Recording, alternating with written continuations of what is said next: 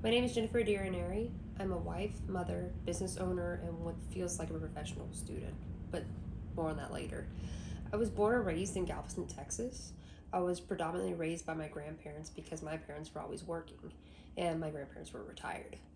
I was also encouraged to do anything and everything creative. This is where my true passion was, and eventually I would return to my origins, but I had to have several setbacks for this to occur. I began my college journey as a nursing student. I got to Galveston College. This was by the influence of my parents. They assured me I wanted to go into nursing because I would never have to worry about money.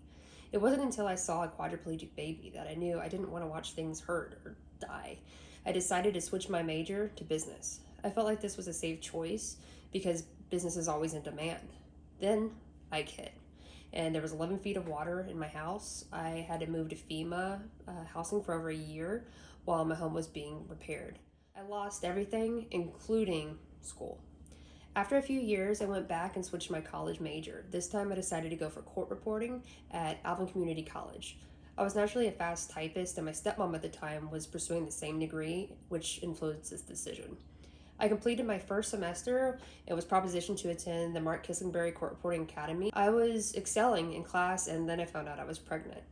I didn't view my pregnancy as a negative thing, but it did cause me to quit school for the third time.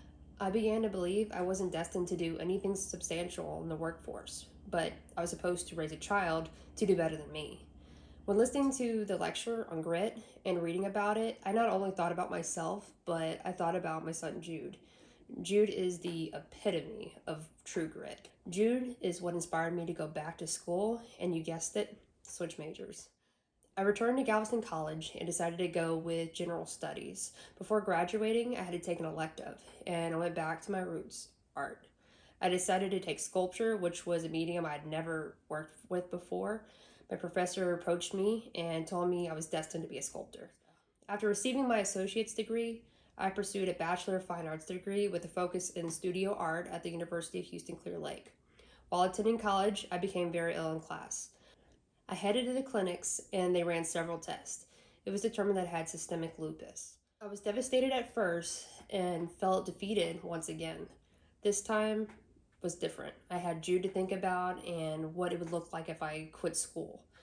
I ended up graduating with my BFA and a minor in art history. During my last semester, I knew I wouldn't be able to hold a regular job, but I was going to need a source of income to take care of us. Robert Greene tells the story of Temple Grandin, who was diagnosed with autism at a young age. He said when Temple Grandin felt troubled, she instinctively retreated to two activities that were comfortable to her.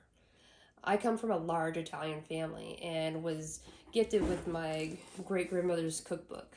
I decided to bake some banana nut bread and drop it off to my husband's work. Within 30 minutes, it sold out. Eventually, I was selling so much banana nut bread that I decided I wanted to create a business and expand into other products.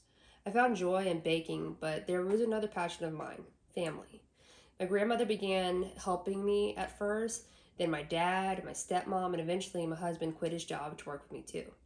My next dilemma was how to incorporate my sculpting into baking. Thus, modernizing my great grandmother's recipes was born. I began by taking my great grandmother's cake recipes and then sculpting them into different things.